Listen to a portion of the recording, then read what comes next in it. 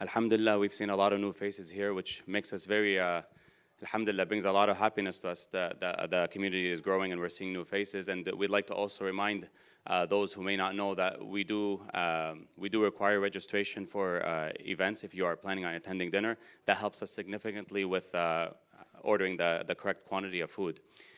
So please do that. It's a very simple registration process. It takes just three clicks and you're done. And there is still room to sponsor today's dinner and tomorrow's, so please do take advantage of that opportunity. A couple of programs coming up. This Sunday, inshallah, will be the City of Knowledge Karbala play. So please do register for that as well, because that helps them in organizing the events. The Sunday after, on August 30th, inshallah, will be the Youth Azadari program here at Yasin. Sheikh Ahmed Mudarris will be joining us, and so we invite all the youth to inshallah join. And there's also a sign up for any youth that would like to recite Noha or Latmiyas or Quran or Dua or any of that nature. There's a lot of opportunities there, so please do take advantage of that. And it's open to both brothers and sisters. Saturday, August 30th. Okay, and then we do have a children's program tonight, so children from the ages of 4 to 9, inshallah, should proceed to the back room. Children 9 and above, inshallah, can sit down and partake in the Young Scholars program. And then any kids who are not part of any of those two programs, inshallah, should be sitting with their parents. That way we can have control of the center. Inshallah, will be not distracting, and everybody can focus on the lecture, inshallah. And then I introduced Sheikh Salim yesterday, but for those that weren't present, just to give it a little bit of an introduction, Sheikh Salim was born and raised here in the US, and he completed his educational studies here. He graduated as a software engineer. And in the year 2004, he made a big life-changing decision. He moved to Qom, inshallah, to study in the Hawza, and he stayed there until 2014, for 10 years. Afterwards, he traveled to Ontario, Canada to serve as a spiritual guide to a private Islamic school. As of 2020, he's been the Dean of Mission at Rise Academy and the Assistant Resident Scholar of Saba Center in San Jose. And he has also earned a doctoral degree in educational studies. So please help me in welcoming Sheikh Salim with a loud salawat ala Muhammad wa ali Muhammad.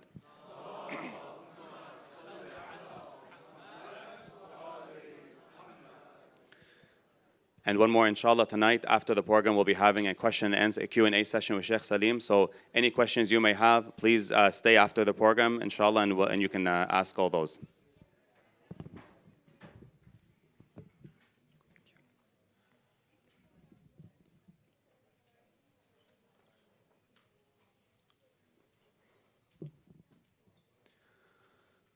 أعوذ بالله من الشيطان الرجيم بسم الله الرحمن الرحيم الحمد لله رب العالمين لا حول ولا قوة إلا بالله العلي العظيم والصلاة والسلام على أشرف الأنبياء والمرسلين وخاتم النبيين وسيد المرسلين أبي القاسم محمد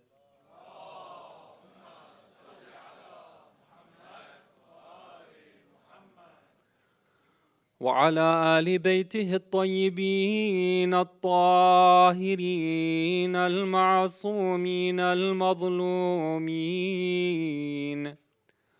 ولعن الله الدائم على أعدائهم أجمعين من ليلتنا هذه إلى قيام يوم الدين.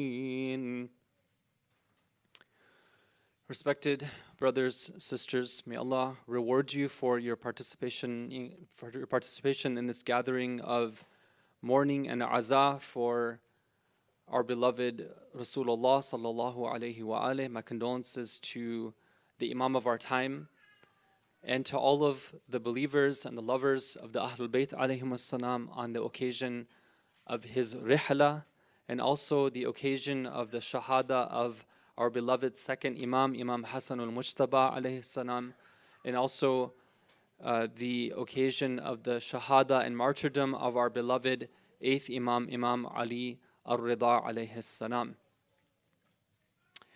Yesterday, we had the tawfiq and the opportunity to discuss this topic, which is a very relevant and interesting topic. And it's an exploration of the principles on which our Prophet ﷺ would do tarbiyah. Tarbiyah, as we explained, is the process of guiding an individual to achieve the potential that they have been given by God. And we talked about different aspects of tarbiyah. Tarbiyah which is wrong, tarbiyah which is short-sighted, tarbiyah which is temporary, tarbiyah which doesn't take into account what a human being is all about. But tonight, inshallah, we want to focus specifically and look at what was the way that the Prophet would do tarbiyah. So we're going to start out with an example. This example is found in the book of hadith known as Al-Kafi. And in this book, in one of the hadith, it's narrated that our sixth Imam, Imam As-Sadiq alayhi salam, once said that there was a man who came to our Prophet and he had a complaint. Something was going wrong in his life. And when we read these hadith, right, they're real treasures for us because we believe in the living Imam that we can talk to, and we know that he hears us, and we know that he responds to us not in maybe the way that we're used to being responded to, but the response comes in other ways. And sometimes we want to be able to know what would the Imam tell us. So by studying these hadith, we see what did the wali of that time tell the person who came to him. So this man comes to him and he has a complaint. He's concerned. He's worried. What's going on? He says that I have a debt that I owe someone, and I'm very worried about not being able to pay it back. And it's gotten to a point where he says, in this narration, he says that my chest is filled with waswas. Like my chest is filled with like just whisperings of doubt and worry and what ifs and how am I going to, and what if he comes one day and he wants it all right away? What am I going to say to him? My reputation is going to be shot. All these thoughts are running through his mind. So he decides to go to the Prophet and he's looking for a solution from Rasulullah himself. And brothers and sisters, you don't have to take the example literally.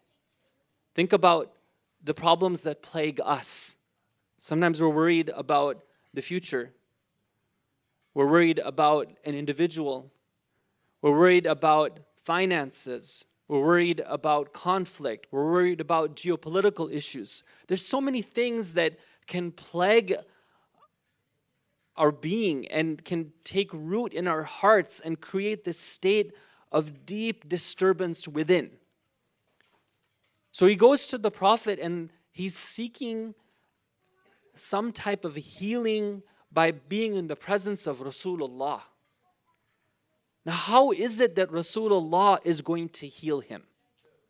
Before I continue with the rest of this hadith, I want to do a thought experiment here. How could the Prophet how could he have responded to him? We know that there were sometimes people would go to Rasulullah and the way that he would heal them would be through a direct type of approach. You've heard the story of that one young person who was addicted to sinfulness. He had this addiction and he couldn't rid himself of it. So when he goes to Rasulullah and he explains what his problem is, Rasulullah tries to reason with him for a bit. But after that, Rasulullah places his blessed hand on the chest of this young man. And after that physical contact happens, the young man says that from that point onwards, that sin that I was addicted to became the most despicable act that I could think of. So sometimes the approach of Rasulullah was direct. And we all want that, right? We all ask for that, right? Why do we, for example, recite dua at-tawassul? Why do we go for ziyarah? Why at times of distress we call upon, the Ahlul Bayt as we've been commanded to by Allah. We call upon the Ahlul Bayt with our distress. And we hope at those times for that healing hand to come down and to give us that type of instant relief and that faraj that we're seeking. And there's nothing wrong with that. And sometimes the Ahlul Bayt would use that approach. But that's not the approach that the Prophet used with this man who was in debt.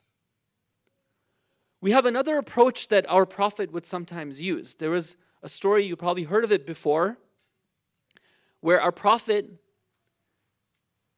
had gone to preach to the people of the nearby city of Ta'if when he was residing in Mecca. And when Rasulullah went there and he preached, everyone turned him down. No one was willing to listen to him.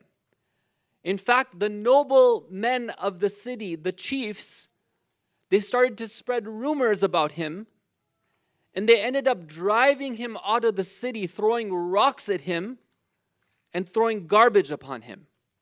So here, the most magnificent being ever to be created, Rasulullah, is abandoned and he is rejected.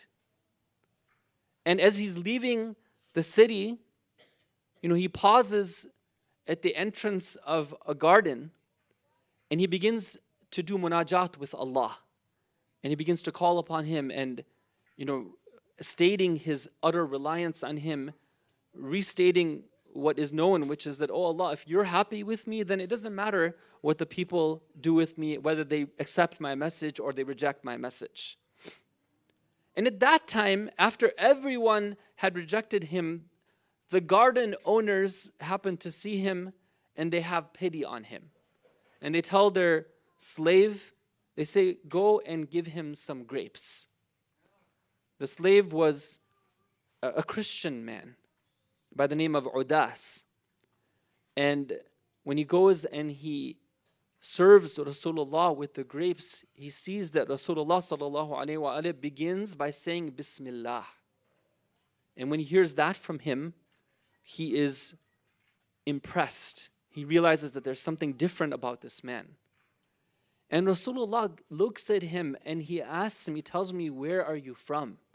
And he explains that I am from Nineveh, I'm from this place and that place. And he explains where he's coming from. And Rasulullah begins to engage with him in dialogue. He says that the city you come from is the same city that my brother Yunus, the prophet, Nabi Yunus alayhi salam, came from. He's like, how did you know that? He says, because he was a prophet and I am a Nabi as well. And that man is so impressed by Rasulullah, by his etiquette, by his conduct, by the way that he takes food, by the way that he connects with him. It's sometimes we take these things, I'm talking to myself, right? That I tend to take these things a bit lightly. You know how easy it is to sometimes just say a few words to the cashier, right? Or to you're in an elevator and you just kind of find a way to just say something here and there. You're at the store, you say an extra word of appreciation for that, salesperson who went out of their way to be of service to you. If you're in a position where you're, for example, you're a teacher or you're an educator in a Sunday school or a full-time school, sometimes these small little interactions which point at your desire to connect with others can have a huge impact beyond what we can even see. Sometimes the impact is seen many years later, but it makes a difference. So Udas is so impressed that he bends down and he kisses the feet of Rasulullah. He is the only person to have accepted Islam among all those that the Prophet had preached to during that journey. But he received his tarbiyah because of the akhlaq of the Prophet. But that's not the approach that the Prophet took to help and heal this man who is in debt. What approach did he take? The hadith continues. It says that Rasulullah told the man, he said that, say the following. توكلت على الحي الذي لا يموت والحمد لله الذي لم يتخذ صاحبة ولا ولدا ولم يكن له شريك في الملك ولم يكن له ولي من الذل وكبره تكبيرا. You must recognize these words from Dua al-Iftitah. We recite them, every night in the month of Ramadan. That's it. There's no hand on the chest, right? Prophet isn't there to, give him extra words. He says that this is my prescription for you. Now, I want to pause here and, many times when we hear these types of narrations, we want to, scribble it down and memorize it and note it down because we want to use those words. And using those words is very important, right? The particular words, the order that they're said, the sentence structure, all of that is extremely important. But it's not important just because it's a certain formula that if you say it in the right way at the right time, it produces the right result. It's important because of the principle that underlies this statement, which is, in summary, in one word, it's the principle of Tawheed. Right? What it says, in just the gist of it is, I rely only upon the living, the one who never dies. He's always there for me. And he is so incredibly perfect and free of flaw and free of blemish and so infinite that he could never take a partner. And he's not in any way like a human being who needs to be paired with another. He is one and only one. There can never be a partner with him. And he is the one who is the sole possessor of all greatness and all thing which is great, and all which is great emanates from him and him alone. This is a paraphrased translation of that dua that Rasulullah had given to the man with debt. Why?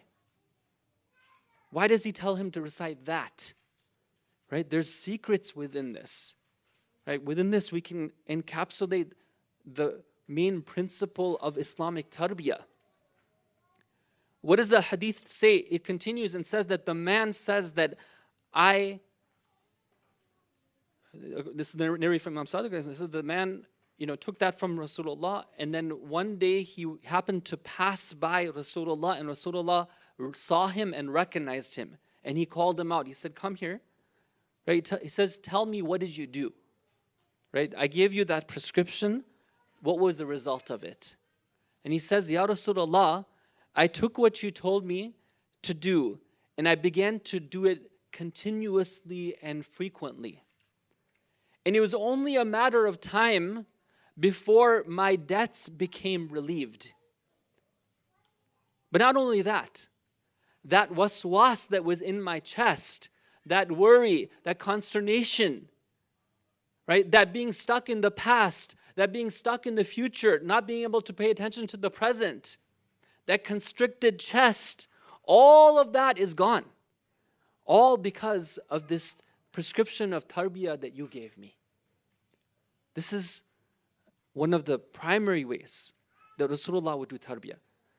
Why? Because, brothers and sisters, in practical reality, although there are those who can go and get that immediate healing from Rasulullah, Rasulullah needed a prescription that would be available for everyone at all times, in different circumstances in life, for different ailments and different problems that would come about, for different people at different times in their life. Sometimes, we approach the system of growth and healing in a very piecemeal manner. We have this problem, we need this medicine for it. That problem, we need another medicine for it. There was somebody who, he was a good person, right? He was an ascetic man. He was humble, he was knowledgeable. And he was trying to become better. And one day, he's an elderly man. He's with a lot of others, and suddenly he falls into sujood. And he does a sajda. And as he comes up, they ask him, they say that, why did you do sajda? So he says that I have been working on getting rid of the trait of hasad from my heart for 40 years. For 40 years, I've had this difficulty with being like jealous of other people. And I've been working and working on trying to uproot that feeling from my heart. And after 40 years, I looked within my heart and I saw that there was no traces of jealousy anymore. So at that point, I had to fall into sajda and thank Allah for this blessing of removing hasad from our heart. Now, our great scholars, they say that, may Allah bless that man, that he had so much care and concern. I mean, that's something for somebody to be like always looking inside themselves, trying to see what is the different states of different qualities within them. It's praiseworthy. But they also say that imagine if somebody were to take that approach and they were to, for every single spiritual disease that they have, they were to spend 40 years, right? When I look within myself, I see hasad, I see arrogance, I see like this and that problem and that problem. Oh my God, like I only have a limited amount of life here, right? How is that going to work? I need an approach which is going to be fundamental, which is going to be all applicable. And this is the approach of Tawheed. So I want to open this up a little bit now and examine particularly what we mean when we say that Rasulullah sallallahu alaihi wasallam, he had this approach of tarbiyah based on Tawheed. But before I do so, I would like to request you to help me with reciting a beautiful united salawat ala Muhammad wa ali Muhammad.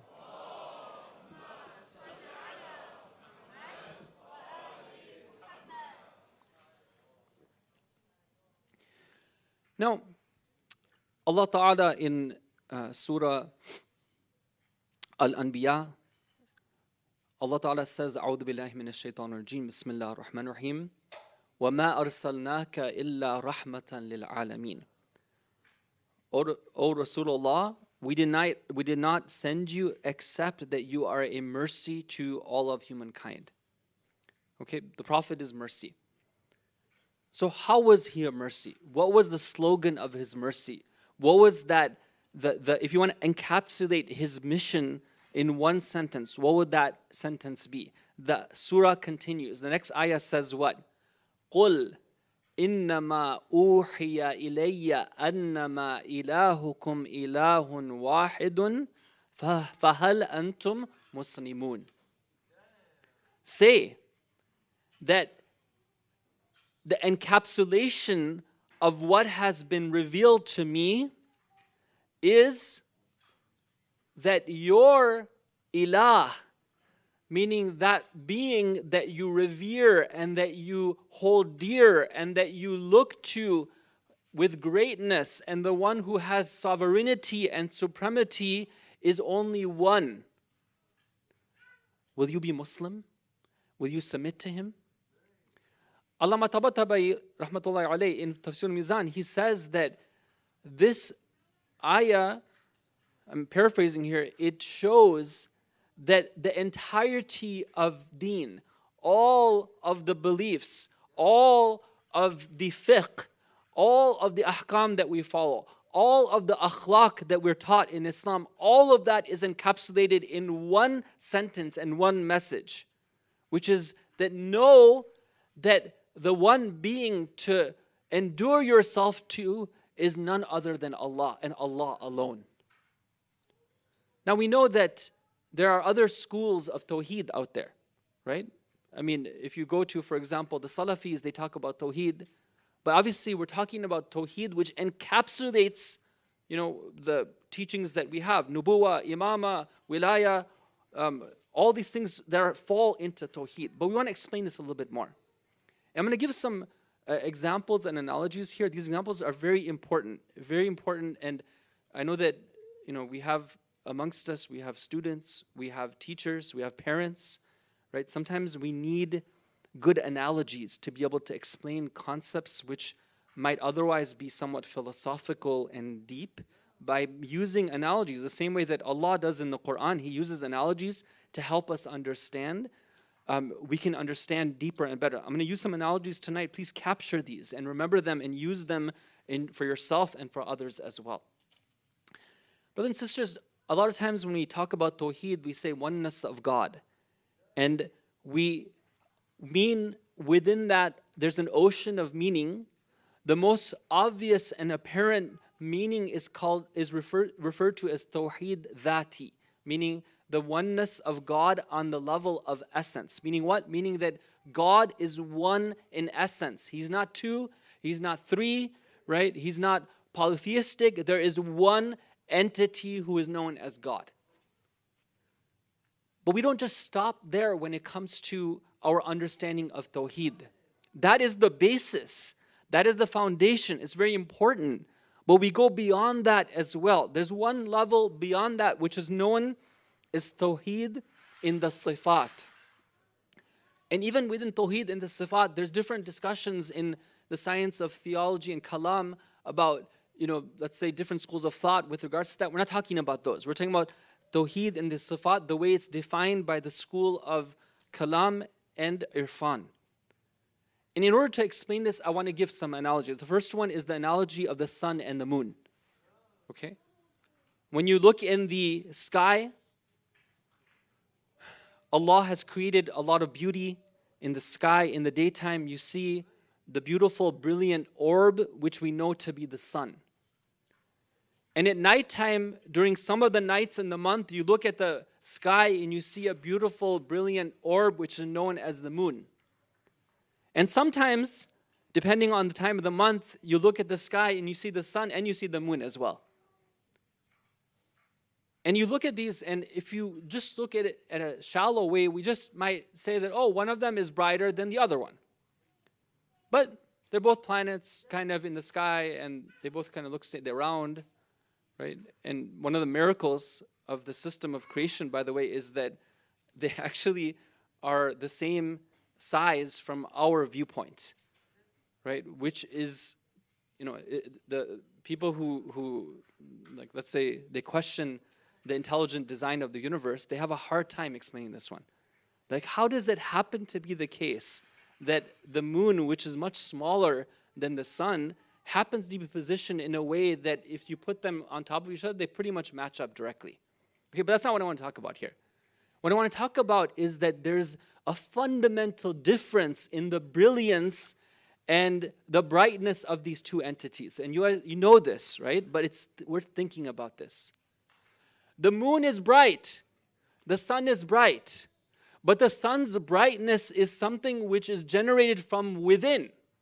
It doesn't need anything else to give it its brightness. But the moon cannot be bright from our perspective unless it receives its brightness from the sun. It's dark. It has nothing of its own to give. It is simply a reflective surface. And everything that it gives us is something that it is given by another. This is a very tangible example for us to be able to ponder upon this. That what does it mean to have something essentially versus to be given something and to be needy of something essentially? The moon is essentially, in its essence, meaning in its very nature, it's something which is needy of being given light by another. But the sun is essential in being able to produce that light. Brothers and sisters, everything that we admire, everything that we aspire, everything that we love in other than Allah is something which emanates in Allah and only in Allah. Everything other than Allah, whatever it possesses, is something that is not its own.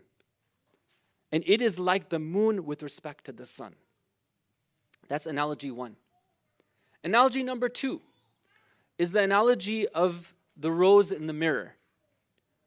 You see a beautiful rose, and you see it through a mirror. What would you do? Would you go to the mirror and start admiring the mirror and say that this is such an amazing mirror that it's able to show me this incredible, luscious red rose? Or would you look at somebody who does that and say that, what are you doing? You've missed the whole point here. The mirror has nothing of its own. If you take away the rose, the mirror can't offer you anything. It's plain, it's vanilla, right? What your heart should be captured with is not the mirror. Go and look for the rose. That's what you need. If I see some beauty in another, if I see something I aspire to in another, I'm impressed by that, I'm impressed by this person or that person, I have to remember that this is not their own. This is something which comes from the one who gave it to them, who gives it to them, the soul, the sun with respect to the moon, right? The rose with respect to the mirror. And the final analogy I'll give you is the analogy of ones and zeros. This is important, right? And if you're an adult, right, don't think I'm just talking to the kids here. I'm talking to you as well. I'm talking myself as well, right? We need these. Brothers and sisters, if you take a bunch of zeros and you take a lot of them and you put them all next to another, right, what number are you going to get? Zero. I have some good math students here, alhamdulillah. Okay. You're right, right? You can add as many, you can put a decimal point there as well, and you can keep on adding your zeros, right? What are you going to end up with? 0, right? But let's say somebody gave you unlimited access to zeros, right? But they also gave you a 1 as well, right? Now what can you do? Right? Let's say you take 1 and you add 6 zeros to it. What are you going to get? Don't use your calculator. Don't use ChatGPT, right? Yeah, you're going to get 1 million, right? Okay, what if you add 9 zeros? What are you going to get? Right. What if you add 100 zeros? What are you going to get? You know, trust me, you know. What is it? Okay, adults. Wait, seriously, you guys know? If you take 1 and 100 zeros, what is it called? Hey, thank you. Exactly. It's called a Google, not Google. And then if you take 1 and you take a Google zeros after it, then what do you get? Right? It's called a Googleplex. Okay? So what I'm trying to say here is that you can take however many zeros you want, right? If you don't have that 1, you have nothing at all. But once you have that 1, you have however much you want to go, right? You go up and up and up. It's all because of that 1 that suddenly all these zeros have value. Before they had no value, right? That 1 gave them all the value that they have. Brothers and sisters, a lot of the times when we look at the world around us, right, we see a lot of numbers and we're giving value to a lot of things independently that they shouldn't be given value to. We have this concept for, like as an example of net worth, right? What is the net worth of this person or that person? You can Google that too, right? This person is 9.8 million, that person is a 10 billion, this is a 5 billion, right? Somebody, like, I don't know, he made an announcement on X and now suddenly his net worth doubled or tripled, okay?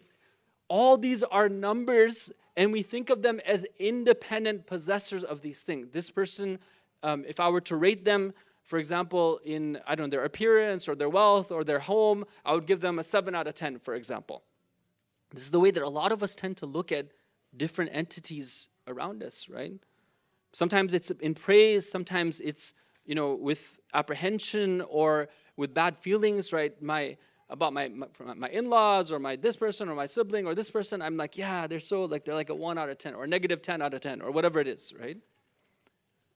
And all the while we're forgetting that all of these entities, anything that they are or anything that they lack is not in any way independent. It is completely, absolutely, 100% dependent on the one. Without that one, they're completely useless and nothing. So why do we go and focus on the zeros all the time? Right? What is the Prophet telling this one man? He's saying that your heart is filled with worry about the debtor, about the debt, about your own ability or inability to be able to pay back that debt. Don't focus on that. Don't put your heart on yourself or on that debtor, but rather put your heart on Allah. And then you'll see that He'll help you take care of that debt. When Amir al-Mu'mineen alayhi salam, on the night before the battle of Badr, there's a beautiful hadith where it's narrated that in his dream, he saw Khidr alayhi salam. And he asks Khidr, he says, Khidr, can you teach me something that will help me in the battle tomorrow? Right, it's a big deal. The Muslims are outnumbered. It's the first time they're going to be battling the kuffar. He's looking for something that's going to help him. And Khidr gives him a dhikr.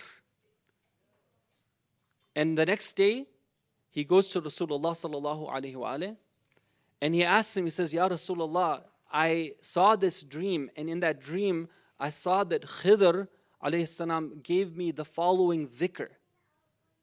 He said that say the following, Ya hu, Ya man la huwa illa hu. Oh, He. Oh, the one who is He, and there is no He but He.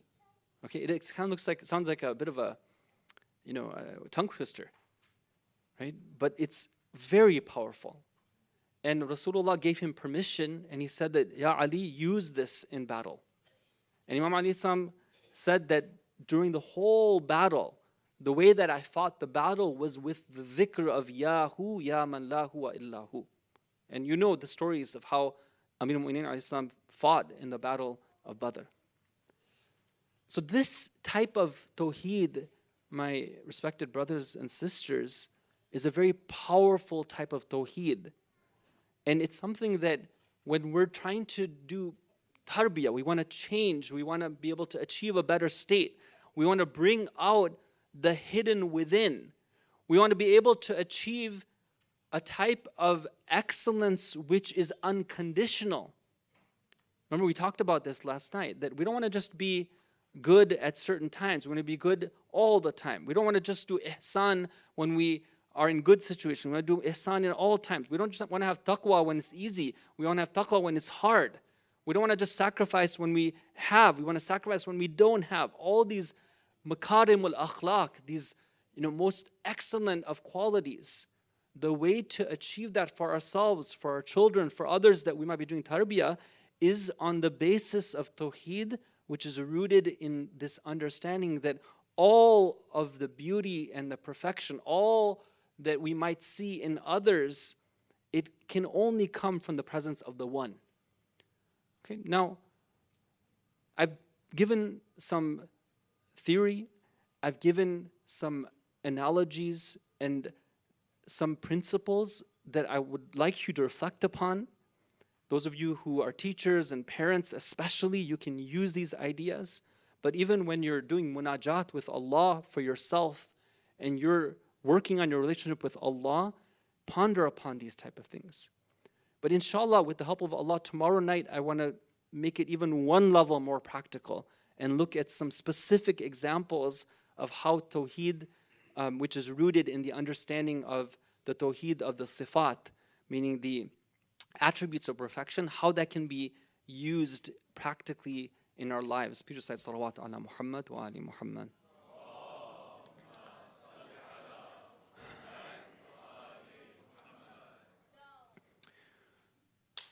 Brothers and sisters, tonight we would like to conclude the speech by taking a few moments to pay our respect to our beloved Imam Hasan al-Mujtaba alayhi salam. Imam Hasan alayhi salam was renowned for his generosity, for his knowledge, for his courage, for his standing for what was right and what was true, even though there were many who opposed him. When Imam Hasan alayhi salam one time was seen by this man who is so impressed by him. The man says to him that, I see in you greatness. Imam Hasan alayhi salam corrected him. He said that no. He says, what I have is not greatness. Greatness solely belongs to Allah. After all, every one of our prayers, we remind ourselves, Subhana Rabbiyal Azimi wa bihamdi. Allah is a source of greatness. But what you see in me is like the moon to the sun. It's like the mirror to the rose. What you see in me is haiba, a type of aura which emanates because of the greatness of Allah.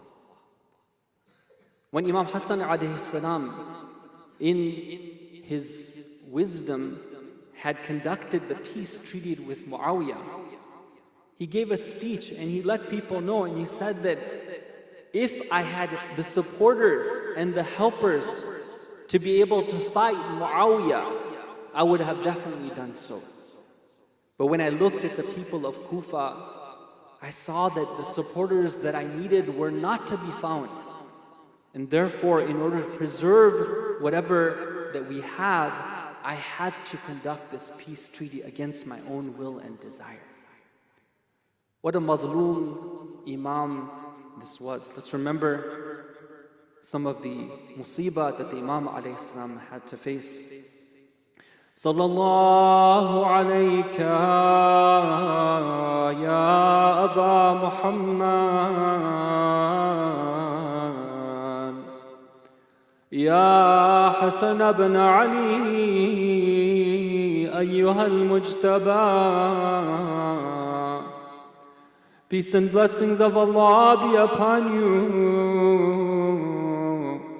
O Hasan, son of Ali, son of Fatima.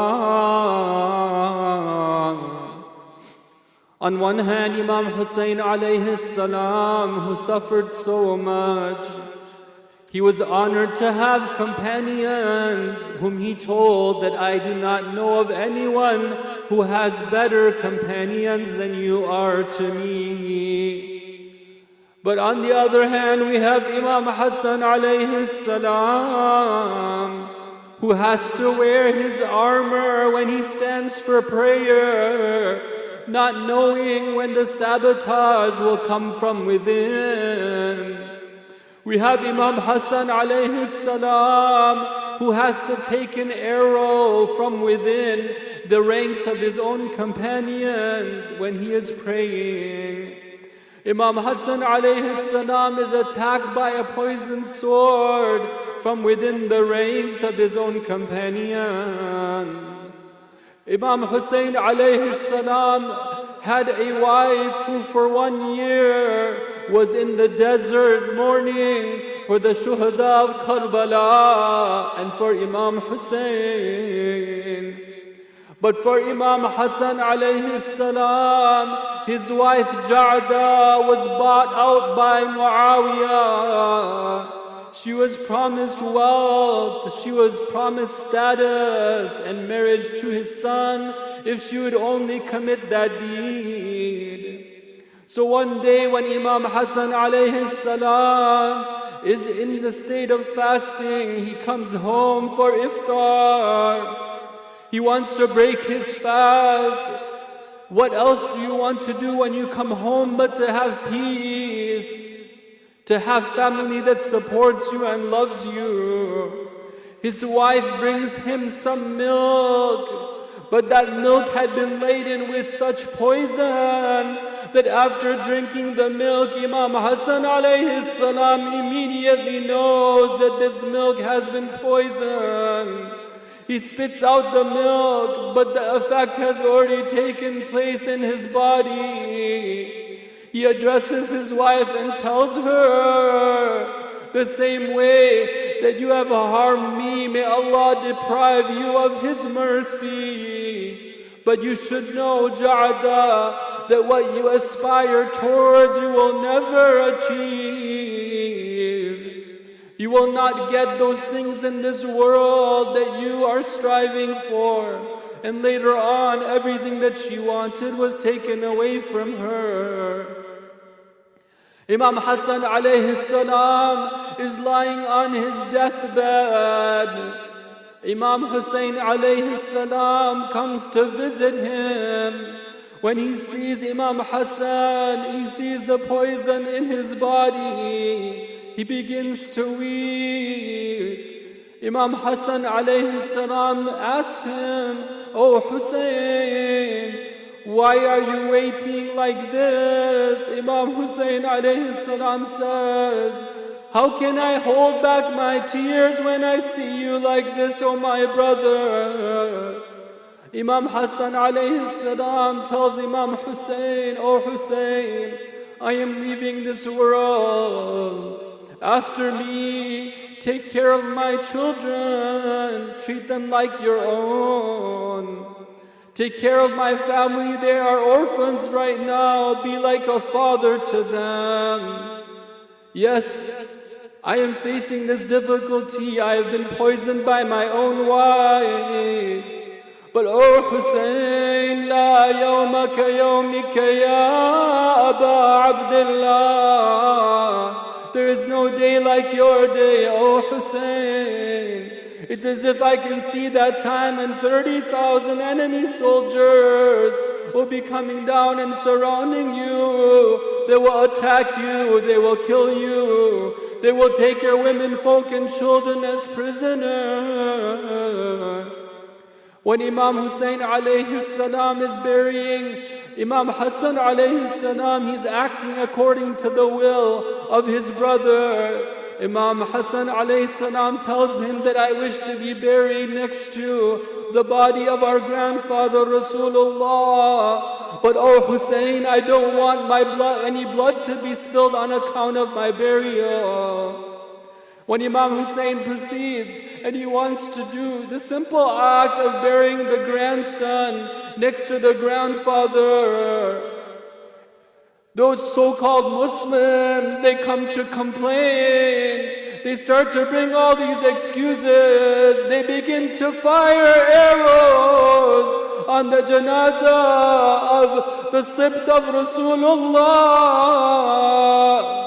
Imam Hussein alayhi salam tells them that had it not been for the command of my brother to preserve unity and to not let the blood of Muslims shed, I would have fought all of you and I would have acted and made sure to bury my brother next to my grandfather.